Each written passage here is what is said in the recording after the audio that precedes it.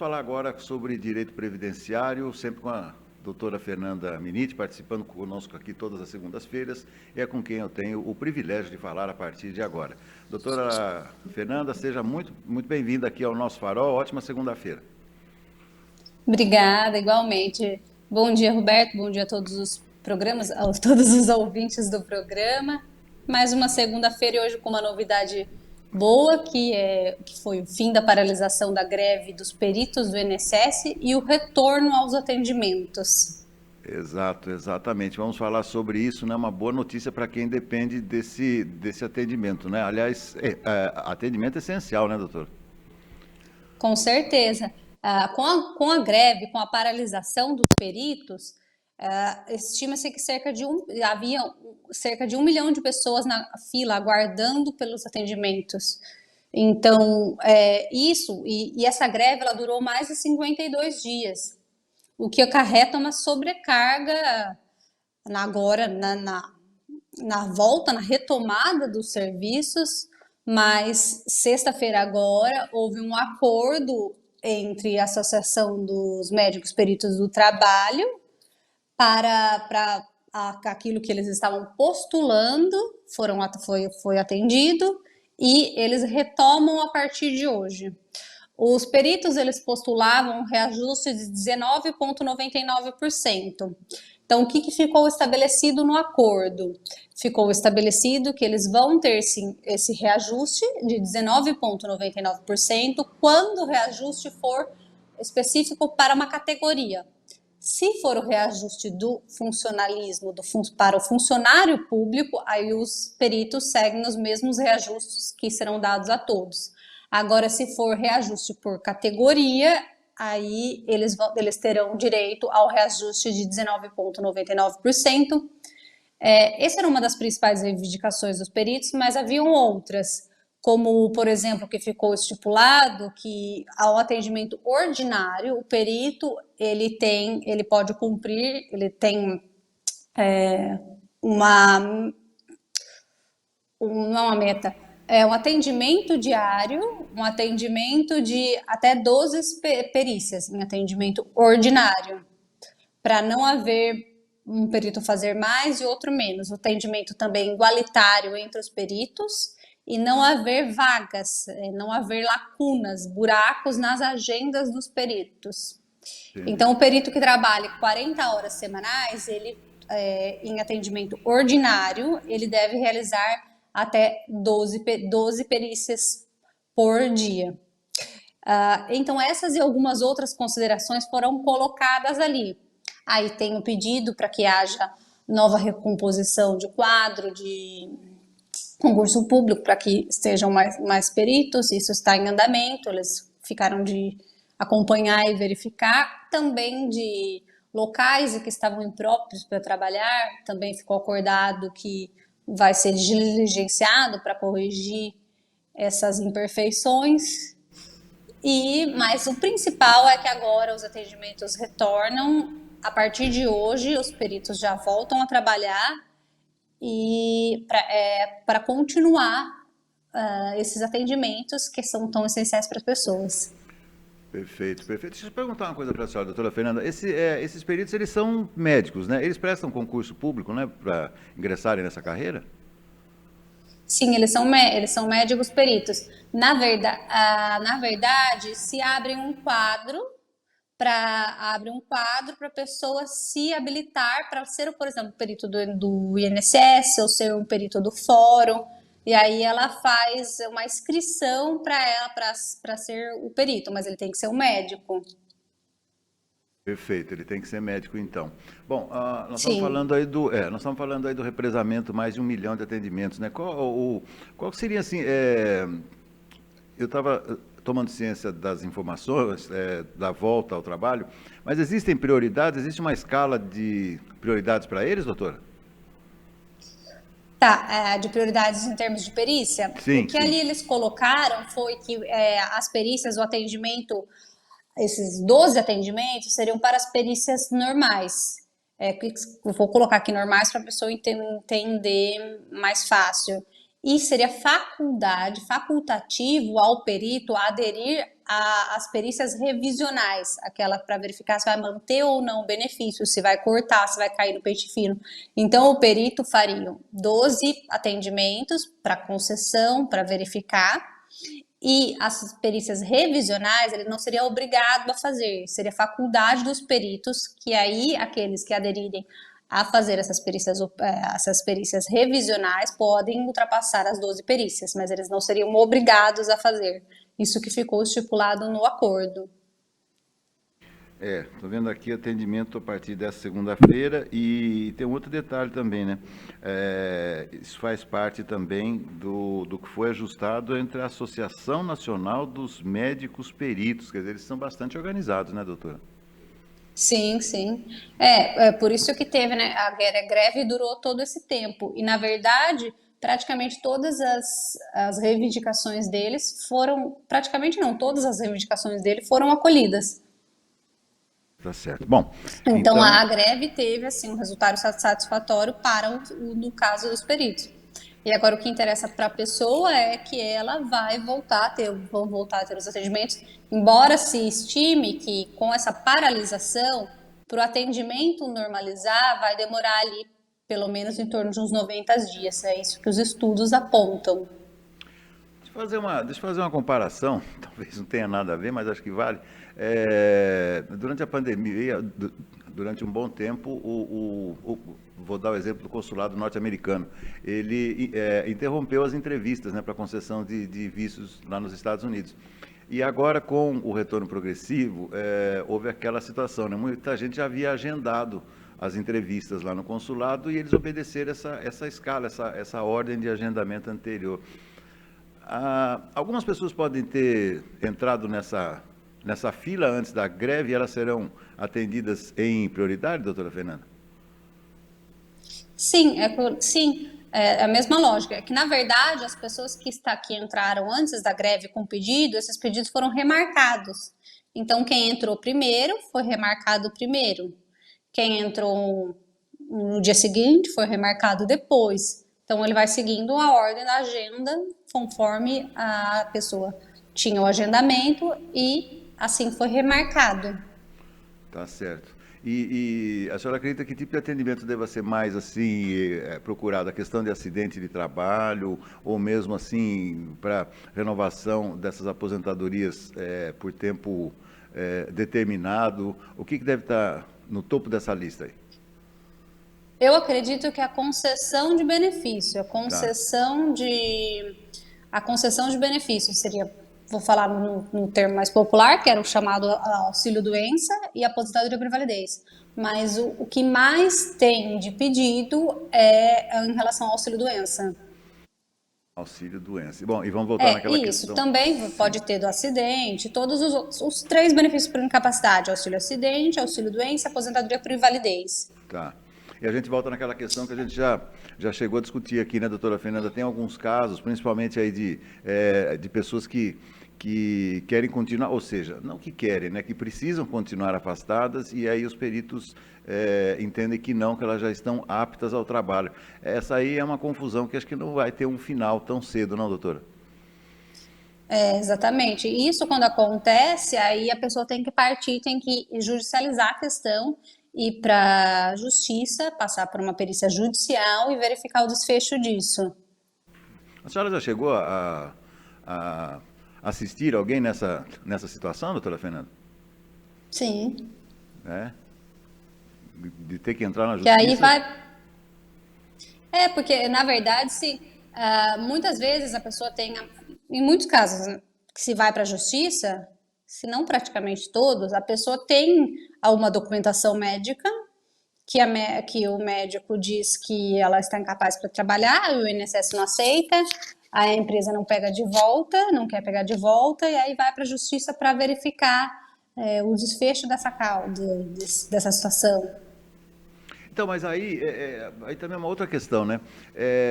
Nós já falamos sobre isso também, que é a realocação desse profissional dentro do quadro de funcionários de uma empresa, por exemplo. Olha, ele tá apto, consegue fazer isso, mas não consegue fazer mais aquilo que ela fazia antes, né?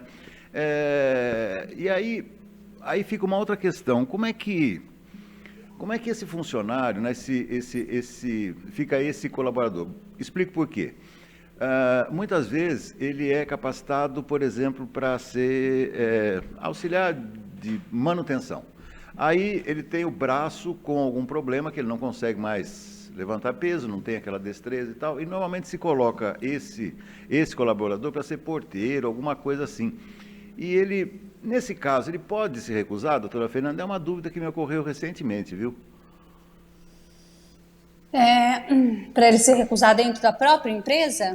Não, pois é, porque ele vai falar, puxa vida, a minha atividade era essa, eu não posso trabalhar dentro dessa atividade, mas eles insistem que eu tenho que trabalhar. Ora, então tudo bem, então eu vou trabalhar. Mas eu queria trabalhar dentro da minha área, mas ele não pode, aí ele é deslocado para uma outra função que ele também não tem afinidade com essa outra função.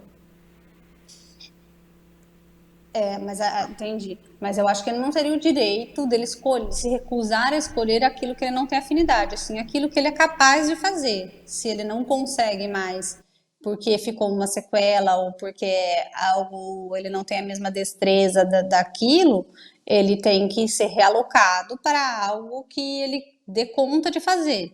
Ah, e quando a gente fala em reabilitação profissional, aí eu estou falando da parte do INSS, essa reabilitação na prática, a gente verifica que os cursos que são oferecidos são sempre esses cursos básicos, de digitação, ou aqui, como falar, porteiro, ficar em pé, trabalhar no balcão da farmácia, mas não são cursos que colocam a pessoa de volta no mercado de trabalho.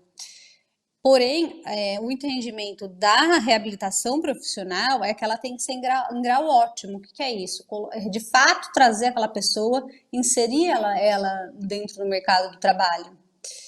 Então, ali, o colocar ele como porteiro, se ele conseguir fazer aquela função, tiver a remuneração adequada e tiver tudo certo, eu acredito que não teria nenhum empecilho. Se aquela função dele, ele não consegue exercer, porque não é que a empresa não está querendo colocá-lo na função que ele fazia, é porque ele teve tem alguma incapacidade que não pode mais exercer aquilo. Sim, mas daí ele também não pode ter nenhum prejuízo salarial, né, doutora? Não. Em tese, né? Isso, quer dizer, não. Porque ele vai para um cargo inferior, digamos que ele tivesse um salário compatível a um chefe de manutenção de uma equipe dentro de um maquinário complexo e tal. Ele teria um salário maior, considerando também uma outra função dentro dessa mesma empresa, que seria de porteiro. E aqui nada a ver com o cargo ser maior, de maior ou de menor importância. Todos são importantes, mas acontece que dentro de uma escala de valores existem os tetos. Então, se ele for para uma outra vaga inferior salarialmente, no meu entendimento modesto, ele não deveria ser prejudicado, né? Entendi, sim, mas aí a gente vai entrar em algumas discussões, porque, por exemplo, se for o caso do auxílio acidente, que a pessoa pode trabalhar e receber o benefício, depende, se ele for realocado numa função que receba menos, mas ele tiver recebendo o auxílio acidente, às vezes a soma dos dois pode chegar àquilo que ele recebia. Entendi. Aí ele pode somar os dois valores, né? Sim, se for o caso do auxílio acidente, sim, auxílio doença, não. Porque auxílio Ele vai doença, como a receber senhora... até a aposentadoria. Ele tem que parar de Não, trabalhar. exatamente, como a senhora bem explicou, né? No nosso programa anterior, o auxílio doença, em regra, tem um tempo, né? Tem um tempo determinado, ou seja, um tempo que depois ele volta, né? Isso, é uma incapacidade provisória. Isso, E o exatamente. auxílio acidente é uma sequela permanente.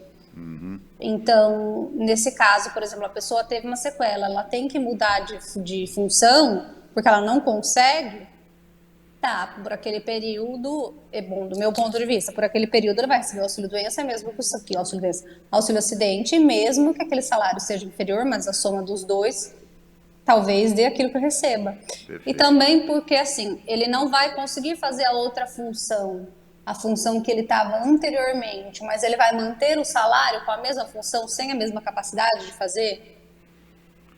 Perfeito, Aí são perfeito. discussões para verificar, porque Exato. ali envolveria da parte da empresa, aqui eu estou dizendo, mas assim, da obrigação legal do INSS, ou de realocar, ou de colocar a reabilitação profissional, que só dá até, vou falar várias vezes sobre isso. É, Mas aí sem alguns desses tópicos, porque aí fica o encargo da empresa de manter o salário, porque aí nós não estamos mais falando do INSS, da empresa de manter o antigo salário da pessoa, claro. equiparar o salário da pessoa que ficou limitada. É. A discussão, Eu é uma acredito, discussão. eu acredito que esse encargo benefício é do INSS. Perfeito, perfeito. É. Essa diferença, a senhora fala? Na verdade, essa diferença eu estou falando no encargo no sentido do auxílio acidente, porque senão se oneraria muito a empresa. Entendi. Para a gente fechar, entre esses casos de afastamento temporário, um tempo atrás eu digo, alguns meses atrás, também eu via muitas polêmicas sobre a questão da depressão. A senhora já pegou algum caso desse, doutora Fernanda, que a pessoa é afastada por depressão? Tem vários. É bem Vários, comum. né? E a justiça ela vem se posicionando a favor da depressão. Na verdade, ela é assim. A depressão é até interessante esse tópico a gente falar sobre isso. Tem depressão, que é somente a depressão, e tem depressão que é associada a outros transtornos psiquiátricos, como, por exemplo, esquizofrenia, etc. Mas a depressão, ela em si, qual que é o entendimento dos tribunais e da jurisprudência? Ela vem entendendo a favor, sim, e ao se analisar, não se analisa apenas o dia da perícia. Vou até, para ilustrar, falar um exemplo que eu conduzi. Um caso, a perícia ela foi contrária no dia da perícia da segurada. Disse que não, que ela estava bem. Tá, aí em grau de recurso, no recurso, o que que se decidiu? Que embora, eu só estou dizendo esse exemplo para a gente poder aprofundar nesse assunto, que embora no dia específico da perícia a pessoa estivesse em boas condições, com raciocínio normal, não apresentando nenhuma nenhum indício ou alguma divergência, algo assim que demonstrasse o quadro dela, que a depressão ela tem que se analisar, isso que foi decidido do tribunal, isso é bem interessante, porque isso dá para pegar para a depressão para várias pessoas, porque isso vai acontecer com todo mundo, que a depressão ela tem que se analisar o quadro da pessoa, o histórico, o quadro, o diagnóstico dela, todo o processo que a pessoa é acompanhada há 1 ano, 2 anos, 5 anos, 10 anos, e não só o dia da perícia. Porque no dia da perícia é como se fosse uma foto do momento, do local. Daquele exato momento a pessoa não estava, mas no decorrer ela tem pico, que um dia ela está boa, um dia ela está ruim, e ela vai fazendo o tratamento por conta disso. Então a depressão, acontece isso até mesmo de às vezes no dia a pessoa não demonstrar nenhum sintoma, mas se estudar o histórico dela, pegar o quadro, pegar os relatórios médicos de todo o processo, e aí sim tem que ser analisado no conjunto inteiro o quadro depressivo da pessoa. Tem toda a razão. A depressão é uma fotografia, né? É um caso, Sim, é um caso, inclusive, que a própria perícia tem que ter todos os cuidados aí, porque não dá para diagnosticar alguém que vai chegar na frente lá do perito simplesmente dizer que está em depressão, né? Porque, embora seja algo muito sério, muito grave, mas a identificação comprobatória é meia complexa, né, doutora? sim, com certeza, porque no momento da perícia ele vai ter ali alguns minutos, 1 hora no máximo, para analisar essa questão. Só que sendo que isso ele tem que ser analisado de acordo com todo o conjunto que a pessoa traz em si, né? Quanto tempo ela passa por tratamento, quais remédios ela toma, se tem delírio, se tem surtos psicóticos, se tem alucinação, enfim, daí o perito vai entrando e minuciando as questões. Mas o que aqui é interessante é que esse é o exemplo típico de doença que, às vezes, no dia, não vai ser constatada, mas se olhar o conjunto todo, ela pode ser constatada, diferente de alguma lesão que sempre vai estar lá, que no momento que ele for consultar, ele já vai conseguir verificar ou não. Tá certo. Então, é um estudo que ele tem que fazer do quadro ali no dia, o perito, mas em relação ao processo. Por isso a importância de juntar toda a documentação médica, toda a documentação anterior, desde quando a pessoa tem, se a pessoa passa por tratamento, com que frequência ela vai, quais são os remédios que ela toma, qual a dosagem, quais os impedimentos que ela tem. Tem pessoas que chegam a ser internadas, se a pessoa for internada, juntar, pegar no hospital onde ela foi internada, ou em alguma clínica assim, que elas foram internadas, e ali comprovar. E, na verdade, juntar os documentos e os elementos para uma possível comprovação. Perfeito, perfeito. Trabalho não falta para a senhora, né, doutora? São muitos casos e são muitas minúcias, né? Mas é isso aí. Mas então, em resumo do nosso bate-papo, então, os peritos voltam a trabalhar a partir desta segunda-feira, uma excelente notícia. E eu quero mais uma vez lhe agradecer pela contribuição, sempre inteligente e elegante aqui no nosso programa, desejando para a senhora uma excelente semana e até segunda que vem, doutora. Obrigada, igualmente, uma excelente semana para todo mundo. Todo mundo fique com Deus até segunda que vem. Até mais. Todos nós. Amém. Muito obrigado.